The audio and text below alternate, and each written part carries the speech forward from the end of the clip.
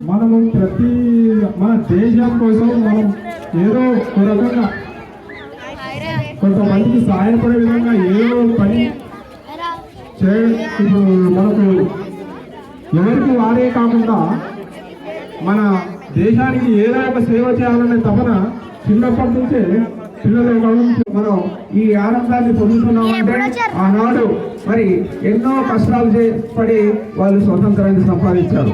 దీనికోసం మీ అందరికీ తెలుసు కదా,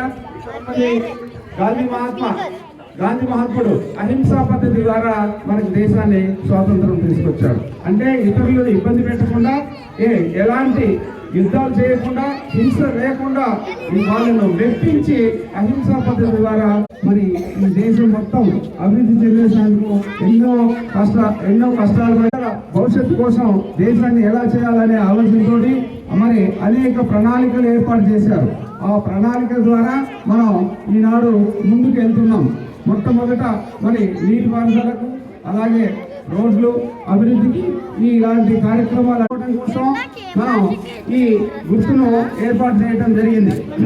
మరి అలాగే 1947 ఆగస్టు బిఫోర్గా మన దేశాన్ని ఎవరు పాలించారు? బ్రిటిష్ వాళ్ళు పరిపాలించారు. వాళ్ళు దాదాపు మన దేశాన్ని 200 సంవత్సరాలు పరిపాలించి ఈ దేశంలో ఉన్న సంపద మొత్తం కూడా కొల్లగొట్టుకొని వెళ్ళారు. ఆ తర్వాత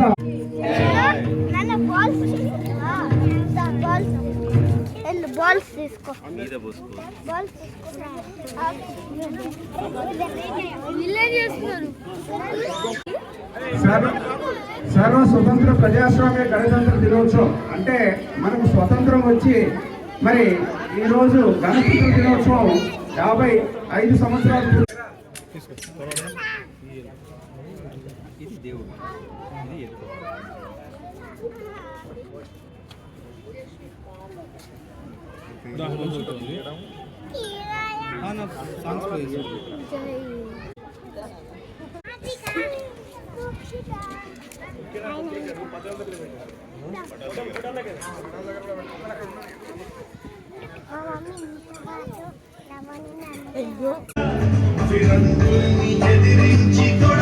చెప్పరా?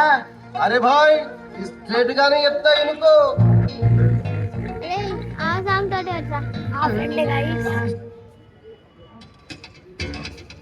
వచ్చేసినాకనే జెండా పెట్టేసుకున్నా.